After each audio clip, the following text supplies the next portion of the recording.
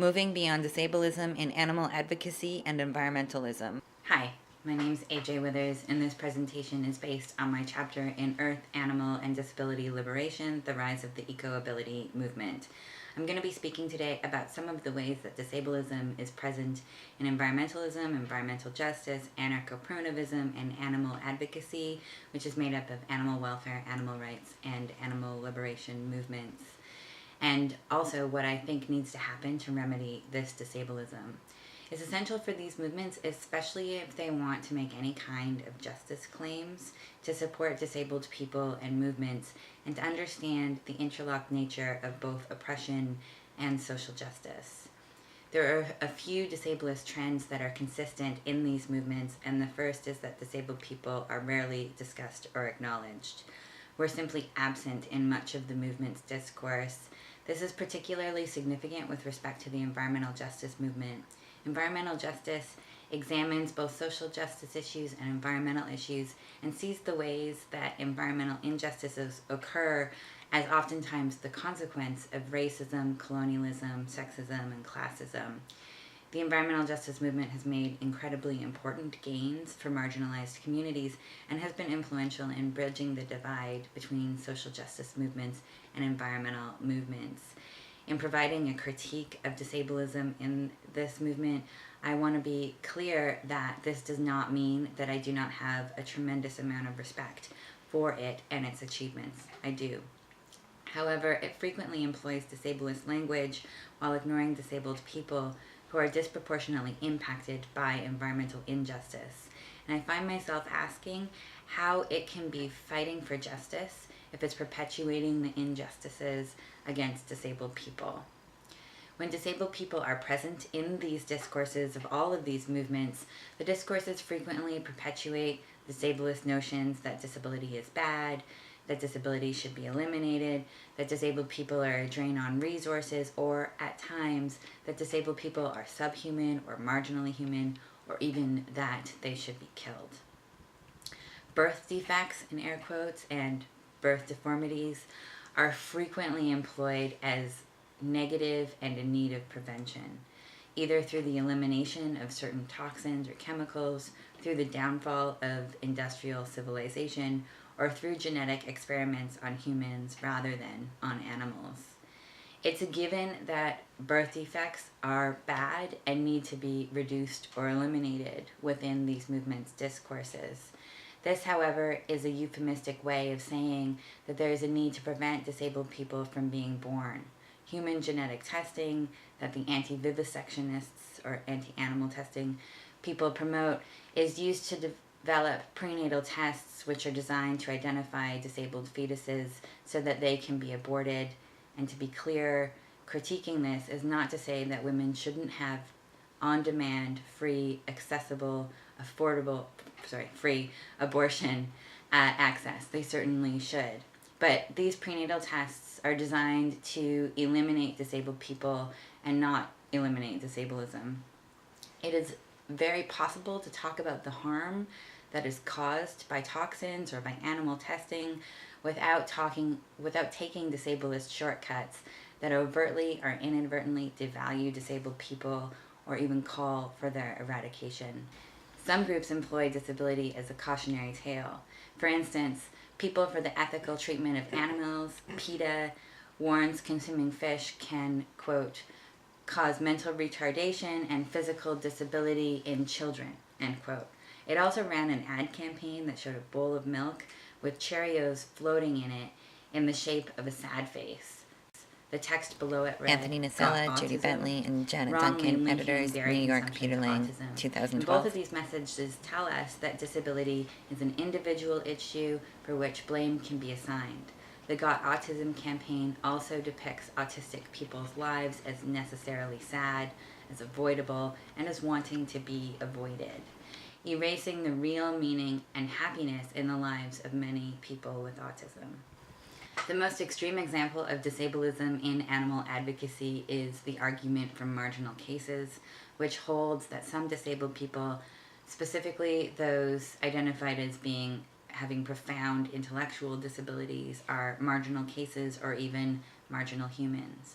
For instance, Christopher Anstolz maintains there is nothing that humans with the most serious intellectual disabilities can do or feel that chimpanzees or gorillas cannot. Moreover, there is much that a chimpanzee or a gorilla can do that a profoundly mentally disabled human cannot do.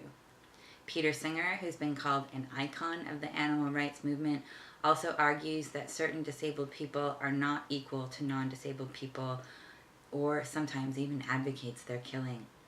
He says that someone on life support or considered to be in a persistent vegetative state is, quote, obviously not equal to a healthy person, end quote. He also maintains that, quote, when the death of a disabled infant will lead to the birth of another infant with better prospects of a happy life, the total amount of happiness will be greater if the disabled infant is killed. The loss of happy life for the first infant is outweighed by the gain of a happier life for the second, end quote.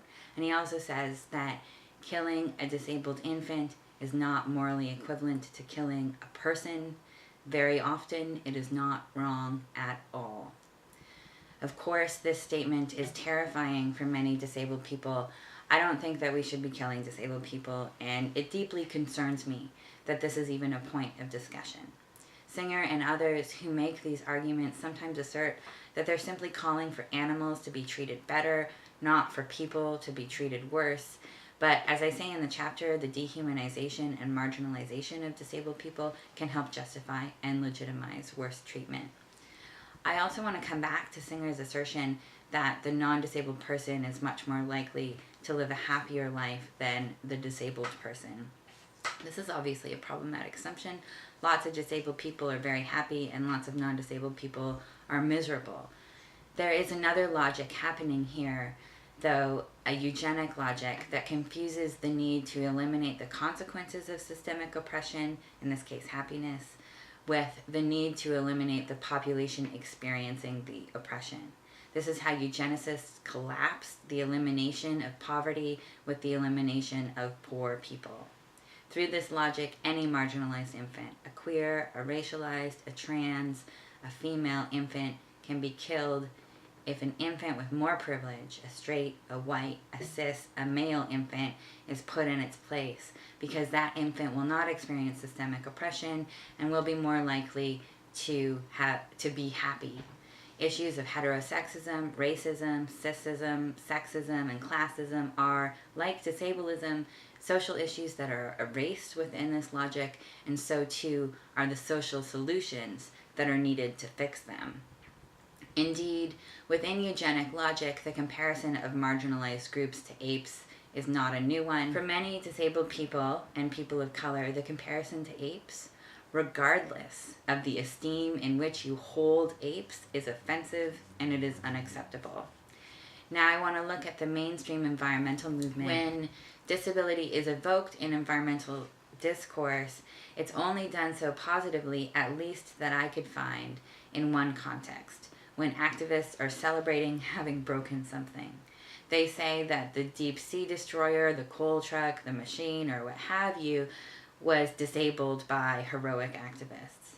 Chris Chapman argues that, quote, it's impossible to use these words without evoking people. It would be impossible for me to say gay and have it only signify happy, end quote.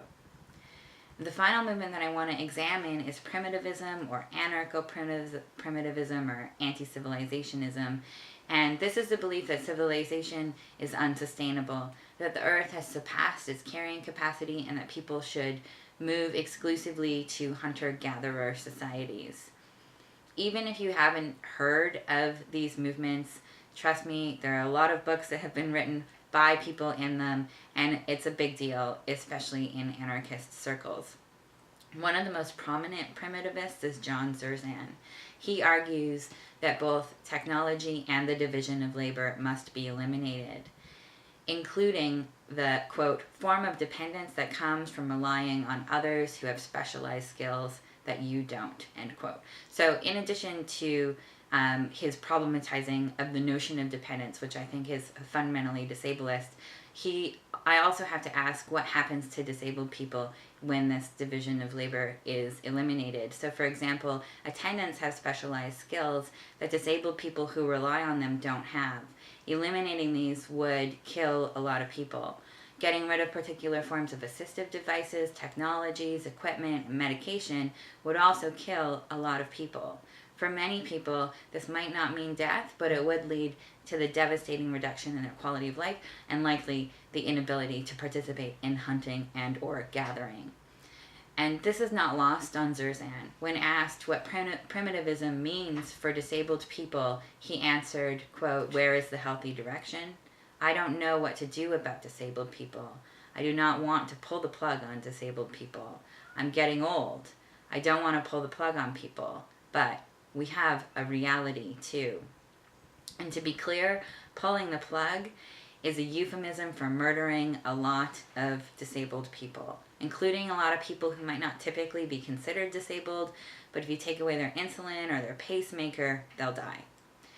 The primitivist ideal does not include disabled people.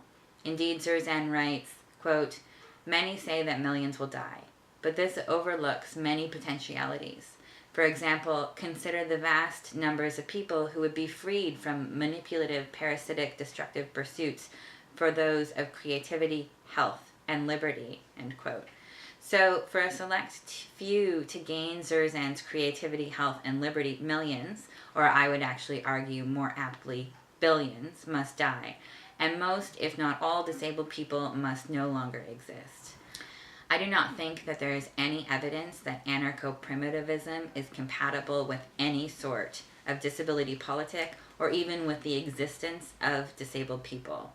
I do believe that it is eugenic, it is dangerous, and it needs to be stopped, no matter how seductive post-apocalyptic life seems to some. However, I do think that animal advocacy, environmentalism, and environmental justice movements can reconcile with disability movements. Although regardless of whatever good these movements claim to be doing, they're also causing real harm to real disabled people. They are, at best, perpetuating disablism and, at worst, calling for our eradication. Building an anti-disablist politic within them will not only interrupt the perpetuation of disablism, but also could strengthen these movements themselves, drawing more people in and using a disability lens to resolve some of the gaps in logic or the political issues within these movements. Drake, writing for the disability rights organization Not Dead Yet, asserts, and I agree, that, quote, "If there is a schism between animal rights and disability rights, it's mostly being caused on one side," end quote.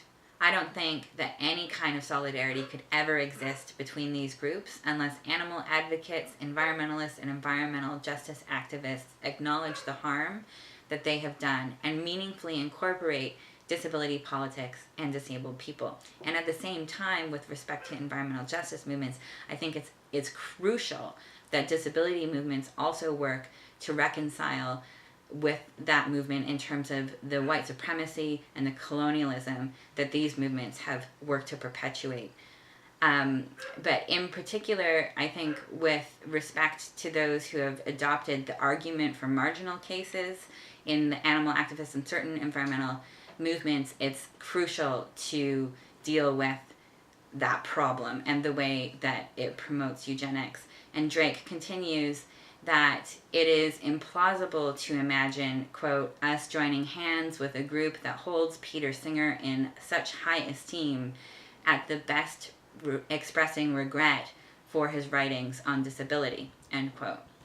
I'm hopeful that these movements will stop perpetuating the oppression of disabled people in order to make gains, and that they can reimagine ways of moving forward with the notion of social justice for all, including disabled people, at their foundations. Thank you.